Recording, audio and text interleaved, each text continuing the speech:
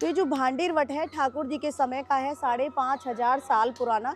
और यही भांडीर वट ठाकुर जी के समय में इतना विशाल था कि भगवान इसकी शाखाओं पर चढ़कर यमुना मैया को आर पार किया करते थे। तो इसी भांडीर वट का ही प्रमाण हमको शास्त्रों में मिलता है, जो कि ब्रह्म वैवर्त पुराण, गर्ग संहिता, स्कंद पुराण आदि 12 पुराण में संपूर्ण रूप से भांडीर वट का वर्णन है। तो ये जो भांडीर वट है यही साक्षी करता है ठाकुर जी और श्री जी के विवाह को। क्योंकि जैसे कि हमारे सनातन धर्म में रीति है कि जब शादी होती है 4 खंबे का मंडप बनाया जाता है, उसी प्रकार से ठाकुर जी के द्वारा निर्मित 4 खंबे का मंडप इसी भांडीर वट में दर्शाया गया है। ठाकुर जी और श्री जी के गठबंधन और हस्त मिलन की लीला को भी इसी भांडीर वट में बताया गया है। तो ये जो भांडीर वट है इतना विशाल है कि ठाकुर जी की 9 लाख गायें इसी भांडीर वट के नीचे ही भ्रमण करके आराम किया करती थी। तो ये जो भांडीर वट है बहुत विशाल और प्राचीन भांडीर वट है, जिसकी शाखाओं पर चढ़कर ठाकुर जी ग्वाल वालों के साथ यमुना मैया को आर पार किया करते थे। तो कहने का तात्पर्य यह है कि जब ब्रह्मा जी ने ठाकुर जी का विवाह इस भांडीर वट के नीचे किया, तो इस भांडीर वट और अग्नि को ही साक्षी किया था। तो ये जो भांडीर वट है इसके नीचे नंद बाबा अपने 9 लाख गायों को चराने के लिए लाते थे। तो ठाकुर जी बाबा से जिद करते हैं और बोलते हैं कि बाबा मैं भी आपके साथ चलूंगा, मुझे भी चलना है। बाबा बोले कि आप थोड़े छोटे हैं, बड़े हो जाइए तब हमारे साथ चलना। ठाकुर जी बोले कि नहीं बाबा मुझे तो आज ही चलना है। तो बाबा ठाकुर जी को लेकर भांडीर वट आते हैं और आते ही अपनी योग माया से यहाँ का मौसम खराब कर देते हैं। तो नंद बाबा बोले, घबराने लगे कि ये क्या हुआ, मैं तो लल्ला को पहली बार यहाँ लेकर आया और आते ही इतना मौसम खराब हो गया, मेरे लल्ला की रक्षा कौन करेगा। तो नंद बाबा घबराते हुए ठाकुर जी को लेकर इस भांडीर वट के नीचे बैठ गए और बैठकर चिल्लाने लगे कि कोई मेरे लल्ला की रक्षा करो, मैं तो इसे पहली बार यहाँ लेकर आया हूँ। तो बैठ गए तो यहाँ मौसम को साफ करती हुई श्री जी प्रकट हुई और बोली बाबा अपने लल्ला को मुझे दे दो, मैं इसकी रक्षा करूंगी। तो नंद बाबा बोले कि मैं कैसे दे दूं, मैं तो आपको जानता नहीं हूँ, आप कौन हैं, कहाँ से आई हैं। श्री जी ने कहा कि बाबा मैं वन देवी हूँ और यहीं पर भ्रमण करती हूँ। बाबा बोले देवी आप जो भी हैं कृपया करके अपने दिव्य रूप के दर्शन कराओ, तभी तो मैं लल्ला को दूंगा।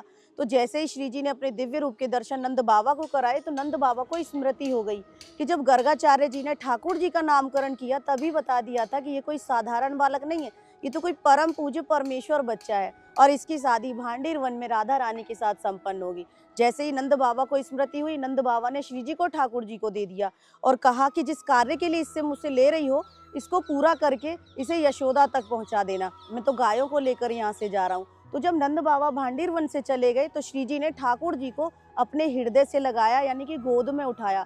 और जैसे ही गोद में उठाया तो ठाकुर जी 2.5 साल की अवस्था से 16 साल की अवस्था में परिवर्तित हो गए, क्योंकि जब श्री जी भांडीर वन में आई तब वो 16 साल की अवस्था में आई थी। तो दोनों की अवस्था बराबर हो गई, दोनों 16-16 साल के हुए। तो ठाकुर जी श्री जी ने भांडीर वट के नीचे ब्रह्मा जी का आह्वान किया। ब्रह्मा जी उस समय पुष्कर जी में तपस्या कर रहे थे। क्यों? क्योंकि ब्रह्मा जी को दोष लगा था, वो अपनी पुत्री पर मोहित हो गए थे जो उनके मुख से पैदा हुई थी। ब्रजवासियों ने ब्रज से निकाल दिया और कहा कि जब तक आप किसी पुण्य कन्या का कन्यादान नहीं करोगे आपको आपके पाप से मुक्ति नहीं मिलेगी।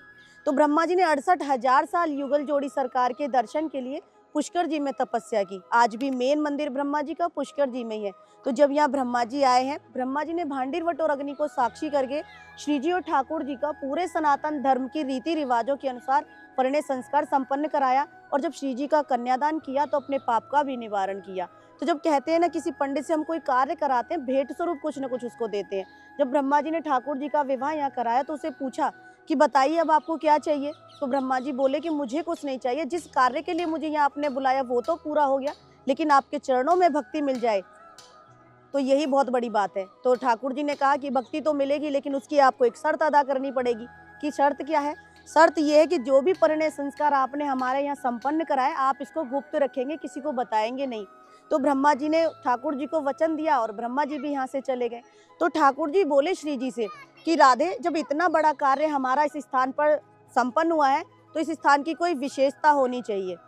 तो ठाकुर जी श्री जी ने कहा कि इस स्थान की विशेषता है और इसका जो प्रमाण है वो आदि 12 पुराण में आता है कि जो भक्त भांडीर वन आएगा, यहाँ की मधुकरी प्रसाद पाएगा, एक रात्रि निवास करेगा, ठाकुर जी के गोलोक धाम से बैकुंठ धाम की प्राप्ति करेगा।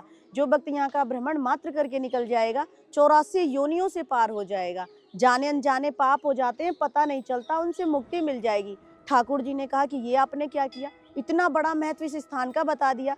लोग बाग बुरे से बुरा कर्म करेंगे, सर्वप्रथम भांडीर वन आएंगे पाप से मुक्ति पाने के लिए,